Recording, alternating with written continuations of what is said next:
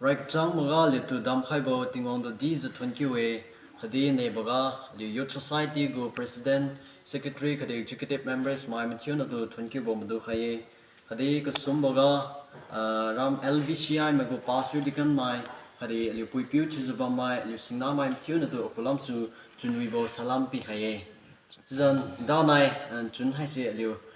youth secretary se goal kamon le je ja Thai Pajibambo situation jeng gasu liu charaki kyu tami chu mai chiu se arwang tami jeng ne chiu tu pi mra khaibo chu chu slow recording kam lo sen chiwang lo langwang lo chu za ko ko kam nge chu idi ko request se yo chu sui khan lup nan cham kam sima ta di mai chiu songa thnai chui kanya chu chu khaine chu za kam khai za ba me ina chui chu su mau songa chu za lang lu tau Jambo Bible verse I say this is my china songa can pat khane Deuteronomy 31 verse 8 nyabo dazai padum samriu khat khadip parian tachat rapiu papum siak ni na tu zu khai rabawe khadi majangbam rabawe pani no khuga kamtang magbo khadi phut khai lage siniu chulung khinmi mane maksai pingmi mane chiwe this is to why Pajibambo situation go corona go case ga positive phangmai di bam tala ge ti ma sai de lam go srariat ka sa bol leng khai daw ju plan wi ma za chipiu ki ga bam mai di bam tala ge ju na liu se na liu lung khin mi du lo ti we ting on yo bu lat ke nga ti za din khai ba me aliu lung khin mi ma ne ti we ti za liu patu khain chu san za ba khu ga ma ngiu khai za bam sai ting on ya liu tu wadau khadi phut khai la ge ju bu cham se ti za khulam su pa pa khai ken pa khai bo Bible verse ga chu khai man chu ne ga ting on ya thoi dam ti khai bo